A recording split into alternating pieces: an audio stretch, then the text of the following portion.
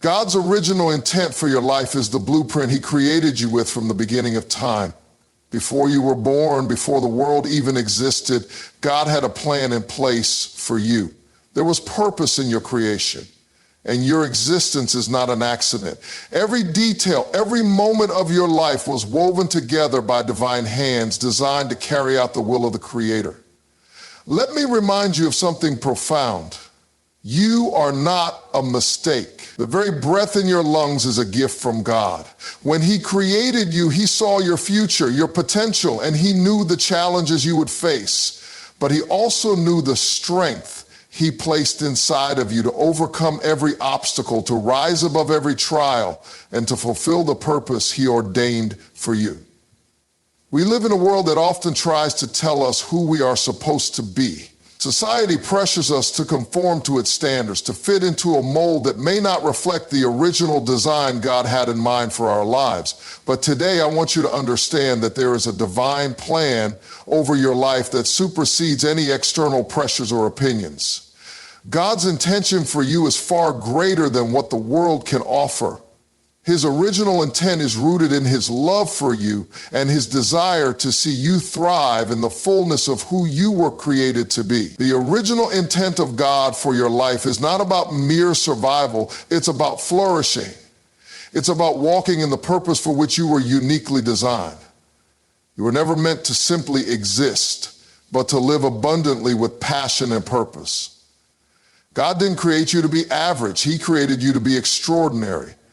He made you to impact the world in ways that no one else can. Your life, your story is a masterpiece, intricately crafted by the Master Himself. The process of discovering God's original intent for your life begins with understanding who you truly are. You are not your circumstances. You are not your past mistakes. You are not defined by the labels that the world has placed on you. You are defined by the Creator, and in His eyes, you are fearfully and wonderfully made. To truly grasp God's original intent for your life, you must first acknowledge the greatness that He placed within you. You must understand that you are not an afterthought. Your life has meaning. Your life has purpose. The gift of your existence is not random. It is intentional, planned by the one who knows the end from the beginning. But I must also say that just because God has a plan for your life doesn't mean it will be easy. His plan for you isn't always a straight path. In fact, it is often filled with twists and turns. There will be moments of pain, disappointment, and struggle. But let me tell you something.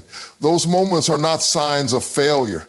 They are part of God's perfect process of shaping you into the person He created you to be.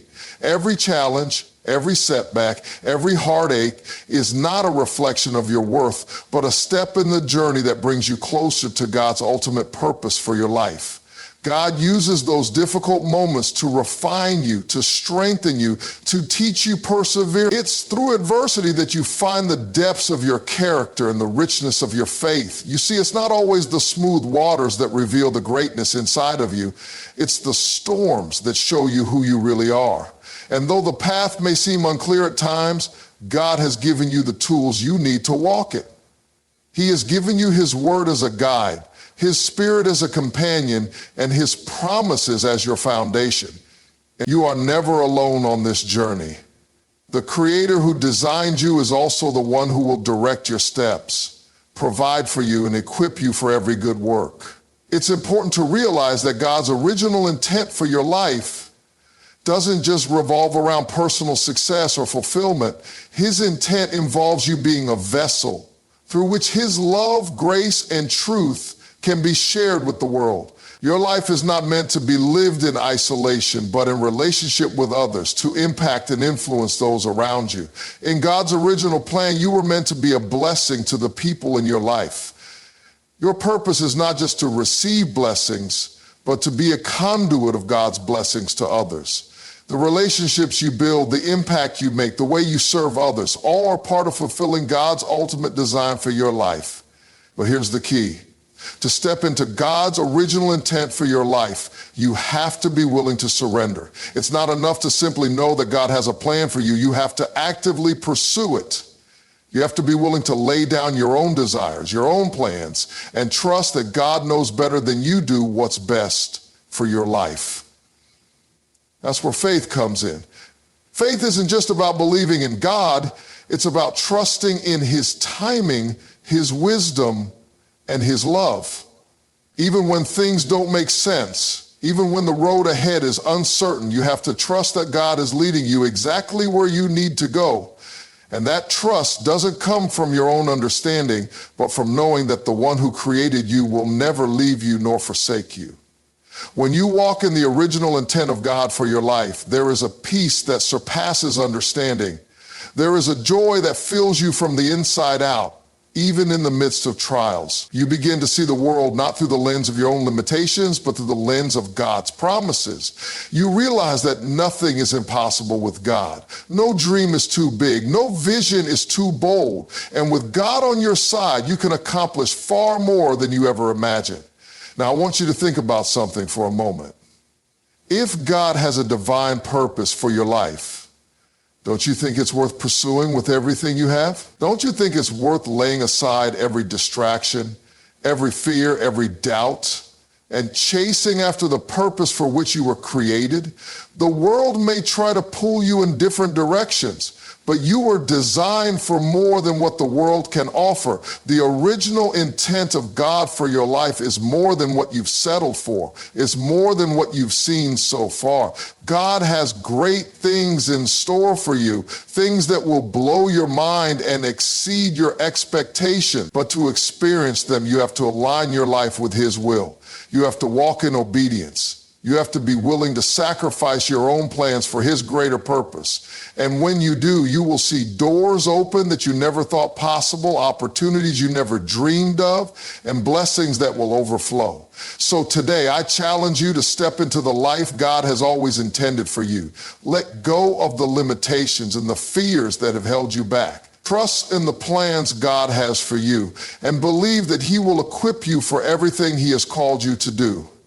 It's time to stop living beneath your potential and start living in alignment with your divine purpose. It's time to walk in the original intent of God for your life, knowing that He has equipped you, He has empowered you, and He will lead you every step of the way. Don't settle for less. Step into the greatness God has for you and let your life shine with the brilliance He intended from the very beginning. God's original intent for your life is not about striving for perfection, but about fulfilling the unique purpose He has designed for you. You are not defined by your mistakes or imperfections, but by the divine calling that has been placed on your life from the very beginning. The challenges and obstacles you face are not signs of failure, but part of the process God uses to refine and strengthen you. Even in the toughest moments, God is shaping you into the person He created you to be, and through adversity, you will discover your true strength. God's original intent for your life involves not just your personal success, but also being a blessing to others. Your life is meant to impact the world and to reflect God's love, grace, and truth so that others can experience His goodness through you. God's original intent for your life was never about perfection. It was about purpose. Too often we find ourselves caught up in the pursuit of an ideal version of ourselves, a version that fits the standards set by society or our own expectation. We spend so much time and energy trying to perfect our lives to attain a status of flawless achievement that we miss the real purpose for which we were created. Perfection, as the world defines it, is an illusion. But purpose, true purpose, is something deeper, something more lasting. The world often tells us that in order to be valued or to succeed, we must be perfect in every aspect of our lives. We are bombarded with images of flawless beauty, unblemished success, and ideal relationships. This standard can become overwhelming, creating a constant pressure to measure up. It makes us feel like we are always falling short, always striving but never quite reaching the top. But God's design for your life was never based on perfection. It was rooted in His purpose for you. your unique calling, your individual path, and the divine assignments that only you can fulfill. When God created you, he did not create you with the expectation of perfection. He created you with the expectation that you would embrace his purpose for your life. He knew that you would have struggles, that you would face challenges, and that there would be times when you felt broken. But in those moments of struggle, he also knew that there was a greater purpose at work in your life. Perfection is not the standard that God sets for us. Obedience and faithfulness are. It's important to realize that you don't have to be perfect to fulfill God's plan for your life. In fact, it's often through our imperfections, our weaknesses, and our failures that God's purpose is most powerfully revealed. He is not waiting for you to reach some level of unattainable perfection before he uses you. No. He is calling you just as you are, with all your flaws, your scars, and your mistakes. His grace is sufficient for you, and it is in your imperfection that his power is made perfect. We often see our imperfections as barriers to success or obstacles to fulfilling our purpose. But in reality, they are the very things that God uses to shape us into the people we are meant to be. God has a way of taking our brokenness and using it for his glory. He takes the very things that we think disqualify us and uses them to qualify us for his calling. Think about the heroes of the faith: David, Moses, Peter, Paul. None of them were perfect. They all had flaws. They all made mistakes. And yet God used each of them in mighty ways to fulfill his purposes on the earth. David was anointed to be king, but spent years running from Saul, hiding in caves and facing immense challenges. He was not perfect. He made mistakes, including the infamous sin with Bathsheba. But through it all, David remained faithful to God's calling on his life, and God used him to establish a dynasty that would lead to the birth of Jesus Christ. David's imperfections did not disqualify him. Instead, God used them as part of the process that led to the fulfillment of his greater purpose. Moses was called by God to lead the Israelites out of slavery in Egypt, but Moses was not a perfect leader. He doubted himself, he made excuses, and he even struck a rock in anger when God had commanded him to speak to it. Yet, despite his imperfections, God used Moses to deliver his people and to bring them to the brink of the promised land. Moses' weakness became a stage for God's power to be displayed. Peter was impulsive, sometimes rash, and even denied Jesus 3 times. But after his failure, Peter repented and was restored. He went on to be one of the most influential leaders in the early church, preaching the gospel and performing miracles. Peter's journey shows that imperfection does not exclude us from God's purpose. It can be the very thing that brings us closer to it. Paul, once a persecutor of Christians, became one of the most impactful apostles of all time. His transformation from Saul to Paul is a testament to the fact that God's purpose for your life is not hindered by your past. Paul's life was marked by suffering and hardship, yet he wrote much of the New Testament and spread the message of Christ to countless people across the world.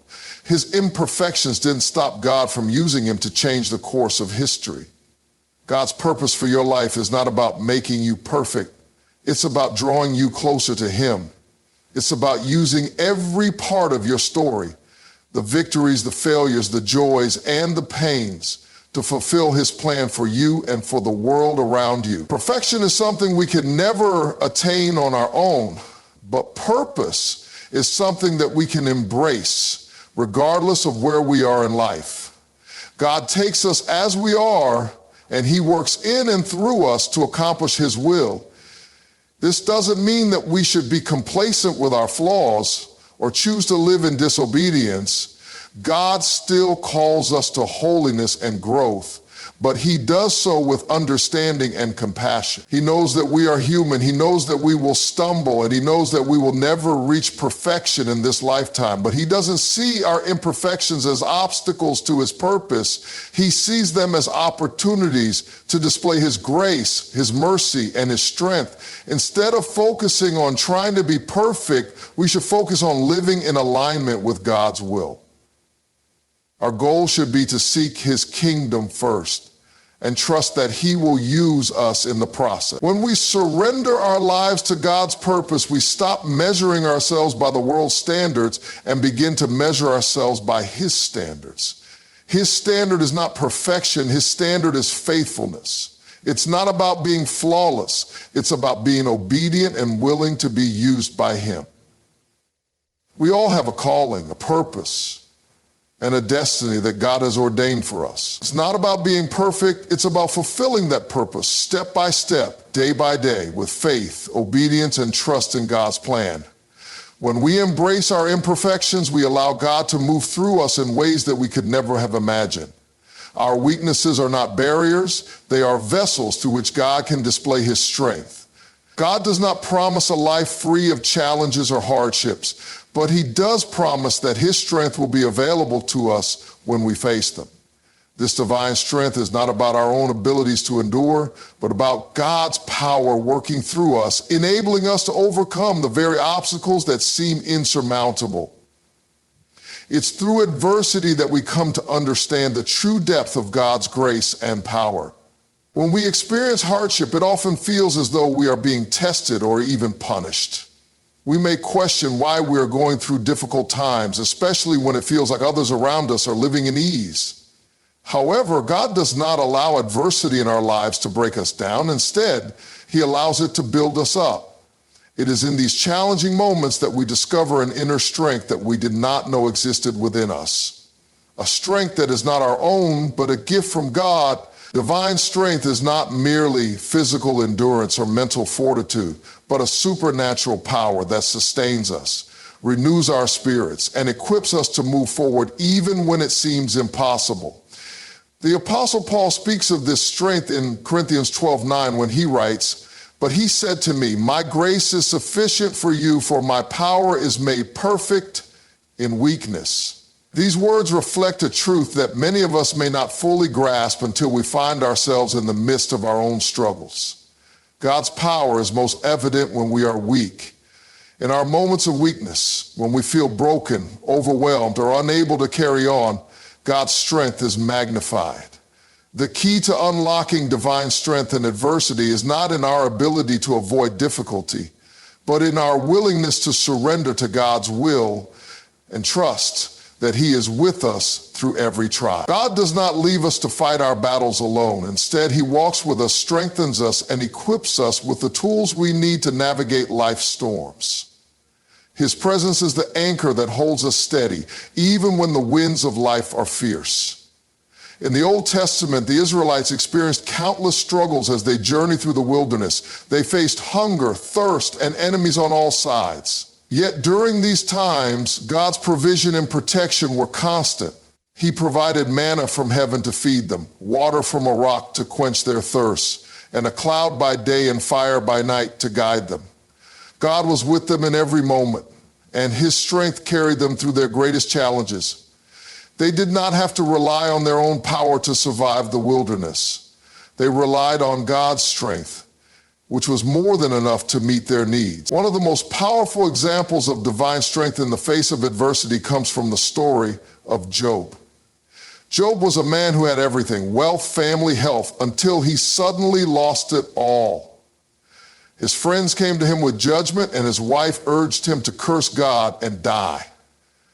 But Job chose to trust in God's goodness, even when he did not understand the reason for his suffering. In the midst of his pain, Job declared, "Though he slay me, yet will I trust in him." Job 13:15. It was this unwavering faith that allowed Job to experience God's divine strength in the midst of his suffering. Job's story teaches us that divine strength does not always mean the removal of adversity. Instead, it means that God's presence will be with us as we walk through our struggles. It means that we can find peace even in the storm because we know that God is in control. It is in adversity that we often draw closer to God and experience the depths of his love and faithfulness. Another powerful example of divine strength in adversity is found in the New Testament in the life of the Apostle Paul. Paul endured tremendous hardship throughout his ministry. He was beaten, imprisoned, shipwrecked, and faced constant opposition. Despite all of this, Paul remained steadfast in his faith and continued to preach the gospel. He understood that his strength did not come from his own abilities or his circumstances, but from God. In Philippians 4:13, Paul declares, "I can do all things through Christ who strengthens me." This is not a statement of self-reliance, but of complete dependence on God. Paul's strength in adversity was not of his own making. It was the divine strength that God provided him to accomplish his will.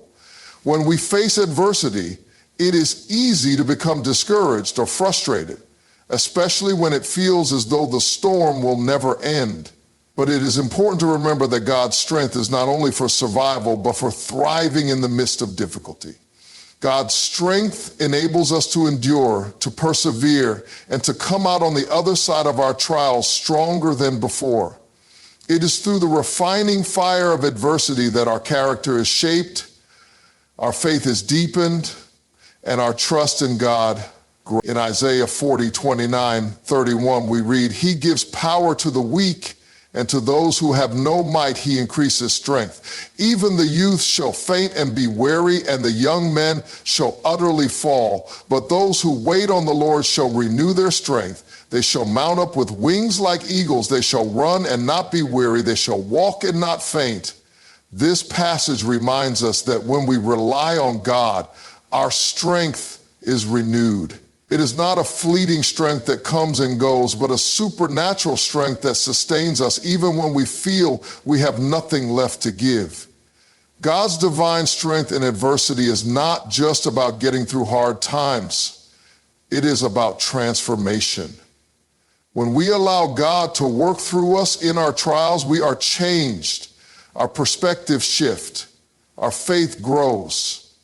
Our reliance on God deepens. We begin to see that the adversity we face is not simply an obstacle to overcome, but an opportunity to experience God's power in a way that we would not have otherwise known. In every moment of adversity, God is at work. His strength is available to us, and he is with us through every trial. The challenges we face are not meant to defeat us, but to refine us, to bring us closer to him, and to reveal his glory through our lives. When we recognize that we do not have to rely on our own strength, but on God's, we are able to face any challenge with confidence, knowing that the God who created us will also sustain us.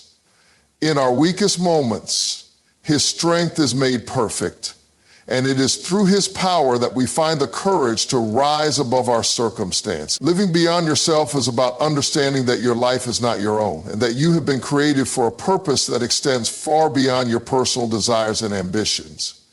It's the realization that God has designed you not only for your own fulfillment, but also to make an impact in the lives of others. Too often, we get caught up in the pursuit of self, focusing on our own needs, wants, and achievement. While there is nothing wrong with seeking personal growth or success, true fulfillment comes when we start living with a mindset that is not centered on ourselves, but on something greater. Living beyond yourself requires a shift in perspective. It's about shifting your focus from what benefits you to how you can be a blessing to others. It is learning to live with open hands, not clutching tightly to what we have, but being willing to release it to serve and uplift others. It's about living with intentionality, choosing every day to step outside of your comfort zone and find ways to contribute to the well-being of those around you. When you live beyond yourself, you move from a mindset of scarcity, where you feel like there's not enough to go around, to a mindset of abundance, where you recognize that you have more than enough to share. This kind of living requires humility. Humility is not thinking less of yourself, but thinking of yourself less. It's about recognizing that your value does not come from your achievements, possessions, or status, but from your Creator. When you understand this, you no longer live for validation or recognition. Instead, you live for something bigger, God's purpose for your life and the lives of those around you. This means you stop measuring success by how much you have or how far you've come, but by how much you've given, how much you've loved, and how much you've contributed to the betterment of others. Living beyond yourself also involves stepping into your role as a part of a larger community. We were never meant to live in isolation. God designed us to live in relationships with others, to be a part of a body that works together for a common goal. Whether that goal is to serve, to share love, to build, or to heal, each one of us plays an important role. You have something unique to offer the world that no one else can. Your gifts, talents, and experiences are meant to be shared, not hoarded. When you live beyond yourself, you are not just thinking about your immediate circle, your family, your friends, your colleagues, but you are thinking about the world at large. You begin to see the needs around you and feel compelled to act. Whether it's offering a helping hand to someone in need, advocating for justice, or speaking out against inequality, living beyond yourself means that you no longer live with blinders on, only concerned with your own affairs. You become aware of the suffering in the world and you're moved to make a difference in whatever way you can. This doesn't mean that you have to go on grand missions to faraway places, although that might be part of it for some. It means recognizing the opportunities to serve in the everyday moments of your life.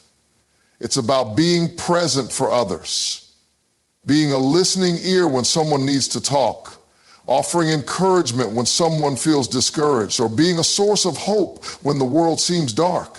Sometimes living beyond yourself looks like showing kindness in small ways, paying for someone's coffee, helping a neighbor with their groceries, or simply taking the time to ask someone how their day is going.